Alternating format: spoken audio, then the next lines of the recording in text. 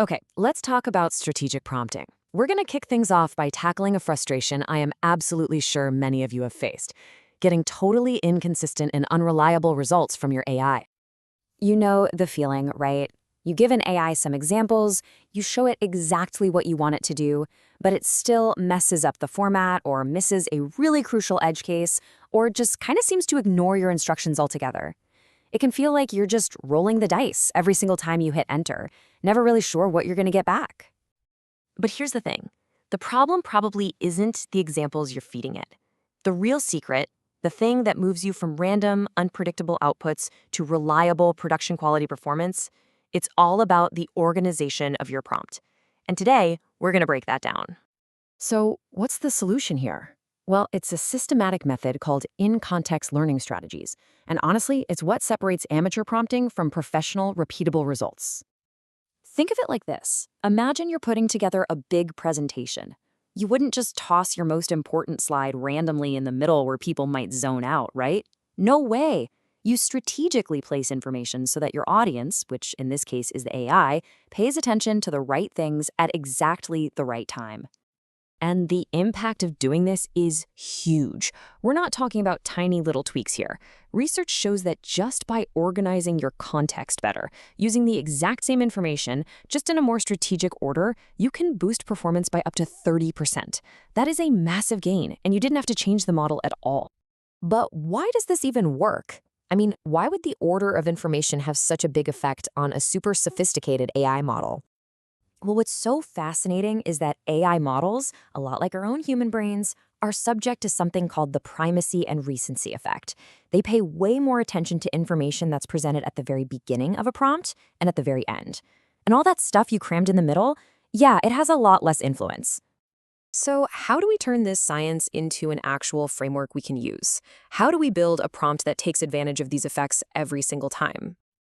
It all comes down to this four-step blueprint. It's super reliable. First, you state your task and format right at the top. That's taking advantage of primacy. Second, you pick just a few really high-quality examples. Third, you structure them logically. And fourth, you put your most critical rules and your don't forget this reminders at the very, very end. That's recency. Now, this blueprint is built on three really core principles. First, quality over quantity. 2 or 3 amazing, diverse examples are so much better than 10 random mediocre ones. Second, and this is non-negotiable, format consistency. Every single example has to follow the exact same structure you want in your final output. And third, use progressive complexity. Start with a simple case and then build to a more complex one. It helps the model actually learn the pattern. Okay, let's see what this looks like in the real world with a concrete example: classifying customer emails. Theory's great, but seeing the dramatic difference this makes, that's what really matters. First up, here's a pretty typical, unstructured prompt. And let's be honest, it's kind of a jumble. The task is mixed in with some category info, there's a randomly placed example, there's just no clear structure for the AI to follow. And the result is, well, it's mediocre. It got the category right, which is good, but it assigned a medium priority. It totally missed the urgency of the problem because the context we gave it was so unclear and unstructured. Now let's compare that to the strategic version. Look at this. It uses our blueprint perfectly. We have a clear task definition and format requirements right at the beginning. Then we've got our high-quality examples ordered by complexity. And finally, those critical constraints are right at the end, just before the email it needs to classify. And boom, the result is perfect. Not only does it get the category right, but it correctly identifies the priority as critical, and it even gives us solid reasoning for why. This right here is the power of strategic organization. We gave the AI a clear path and it walked right down it to the correct answer. So the really crucial point here is that this is more than just a technique. It's a whole new mindset for how you communicate with AI.